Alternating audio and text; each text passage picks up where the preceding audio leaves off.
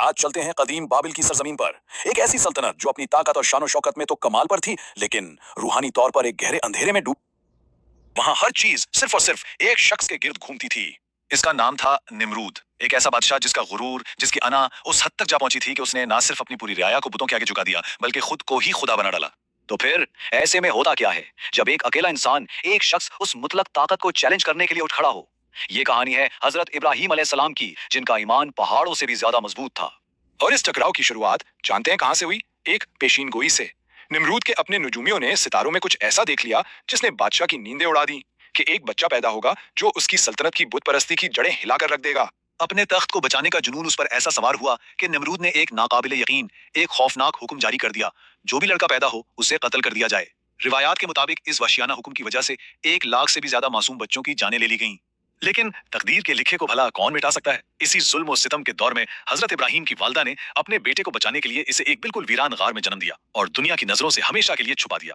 हजरत इब्राहिम की जो इब्तिदाई जिंदगी है ना, वो मौजज़ात का एक पूरा सिलसिला है। जरा तसव्वुर कीजिए, एक छोटा सा बच्चा एक गार में बिल्कुल तन्हा, जिसे उसकी माँ हिफाजत के लिए पीछे छोड़ाती है, लेकिन फिर अल्लाह की कुदरत देखिए, उस बच्चे को रिस्क कहां से मिलता है? अपने ही अंगूठे से। वो आम बच्चों के मुकाबले में कई ज्यादा तेजी से बढ़ते हैं, यहाँ तक कि जब वो 13 साल के बाद उस गार से बाहर निकले तो एक मुकम्मल नौजवान थे। शहर में वापस आकर हजरत इब्राहिम ने अपने चारों तरफ फैली हुई इस गुमराही को चैलेंज करने का पक्का इरादा कर लिया, और इस मिशन की शुरुआत उन्होंने कहीं और से नहीं बल्कि अपने ही घर से की, अपने चचा आजर से, जो खुद बुत बनाया करते थे।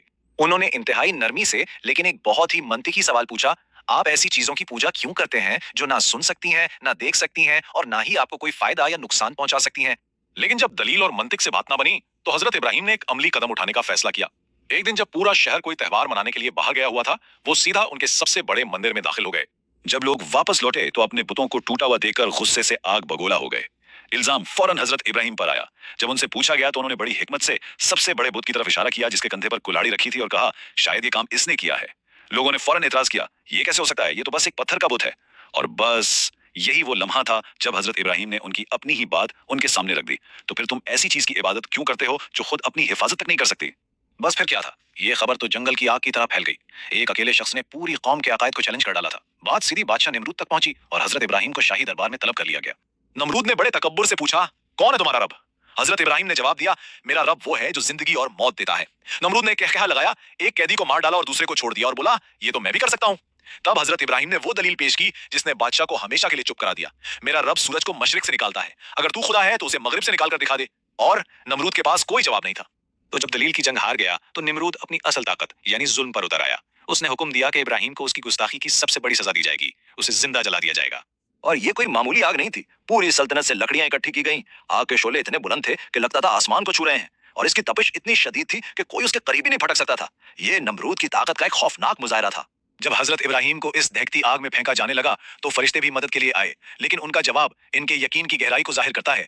उन्होंने कहा, मेरे लिए मेरा अल्लाह ही काफी है और वही बेहतरीन काम बनाने वाला है। और फिर वो हुआ जिसका कोई तस्वुर भी नहीं कर सकता था। अल्लाह ताला ने बराह रास्त आग को हुक्म दिया, ए आग, इब्राहिम के लिए ठंडी और सलामती वाली बन जा। एक ही लम्हे में वो जलाने वाली आग एक पुरसुकून बाग में तब्दील हो गई। यहाँ एक बहुत दिलचस्प रिवायत भी मिलती है कि इस वाक़े के दौरान एक छिपकली आग पर फूंक मारकर उसे और भड़काने में लगी थी, जबकि एक छोटा सा मेंढक अपनी चोंच में पानी लाकर उसे बुझाने की कोशिश कर रहा था। ये नियत और अमल की एक छोटी लेकिन बहुत गहरी मिसाल है।